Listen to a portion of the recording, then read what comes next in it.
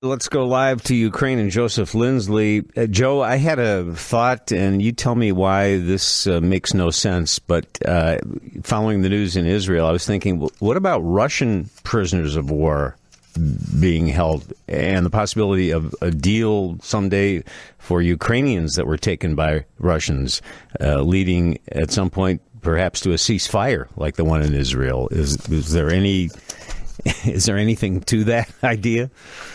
Well, Bob, there is. Good afternoon from snowy Kyiv.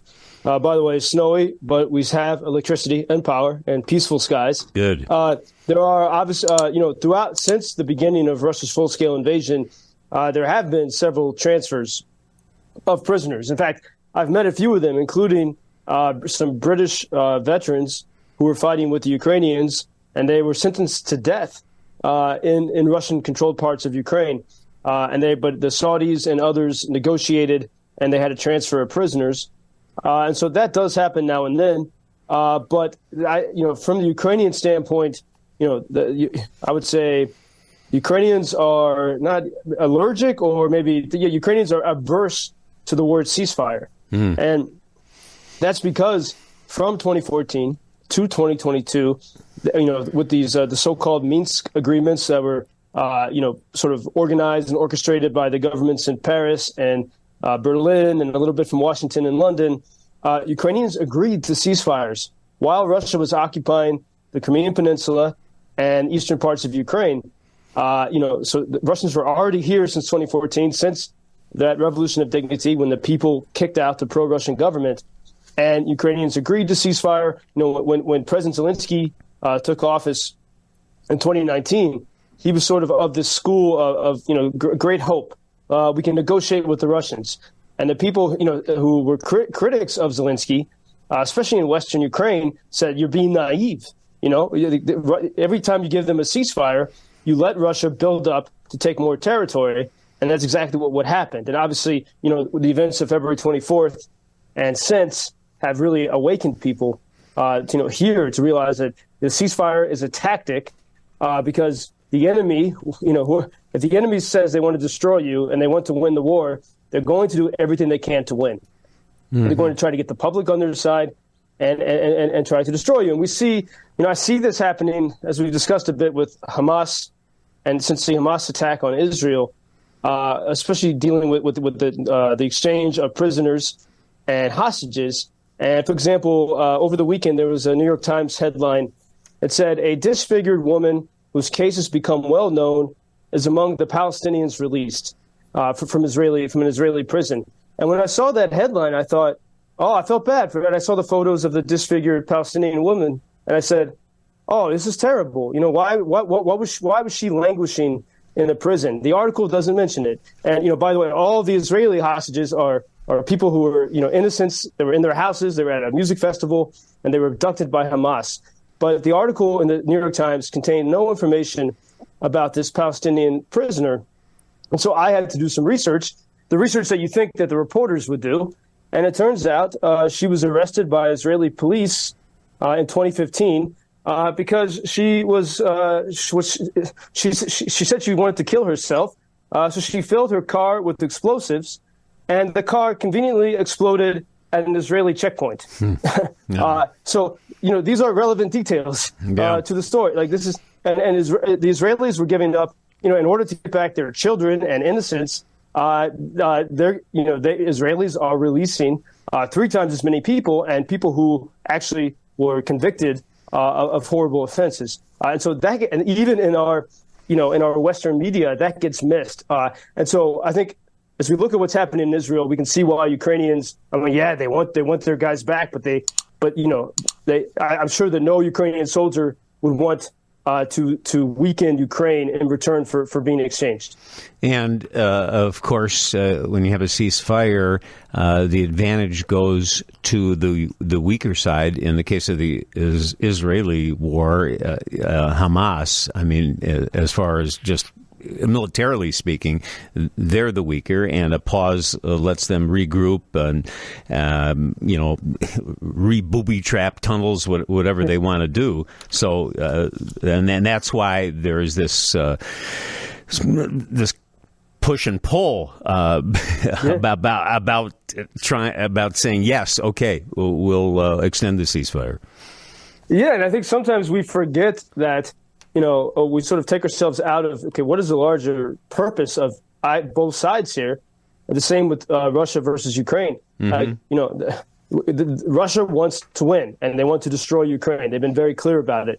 Hamas wants the destruction of Israel. They're very clear about it. And so that should always be, I think every news article should mention that so we don't forget it. Like, for example, here we're starting to see, and the voices are getting louder, calls for, we see the word, we don't see the ceasefire in regard to Ukraine right now, but we see the word negotiate. And, here, it's, as I keep saying, it's cold, it's snowy, we have electricity. The Russians are not attacking like they did a year ago. President Zelensky yesterday said that what the Ukrainians have done in the Black Sea fleet, in the Black Sea to the Russian Navy, is the most extraordinary feat so far of the Ukrainian military. And so this cannot be underestimated. And yesterday we had the letter from a listener about the Iranian drones. Can they work well in the wintertime? And I did some research, and indeed, a year ago, the drones, as they were made then, were not suitable for winter weather. There was a lot of plastic. They couldn't deal with the frost. And so the Russians did not use them last winter. The Russians instead used 80 to 100 much more expensive missiles every week. But the fact that we're seeing the drones being used now must mean that they've adapted. They've adapted them for the winter. And we've known for several months, the Washington Post reported on this and others, that the Russians, at first they were buying these drones in Iran. Now they are manufacturing them in Russia. And the company that's making them, it's called JSC Alabuga. It's hard to find information about it, but it is not facing sanctions.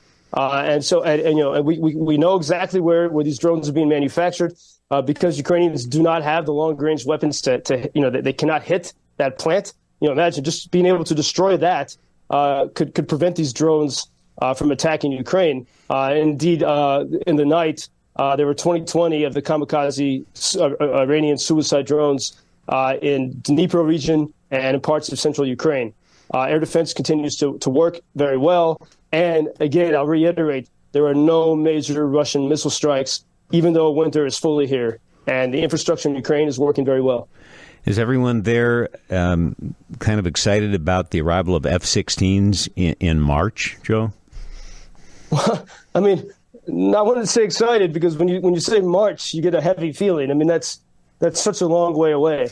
And, and you think of, while the skies are safe over many Ukrainian cities, it's very bloody and difficult at the front. And everyone knows someone at the front, and it's tough.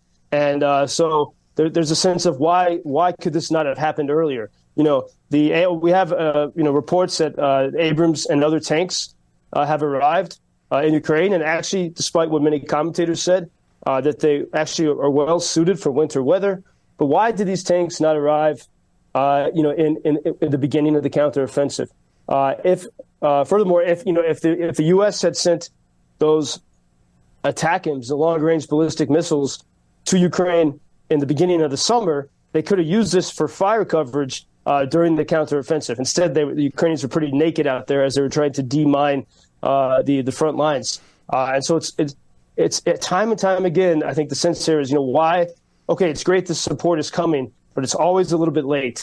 That said, Ukrainians are training in Romania and in Arizona and other places to use the F-16s. But we have to ask, what is Washington's strategy? Because right now there's such talk, more and more talk about negotiations.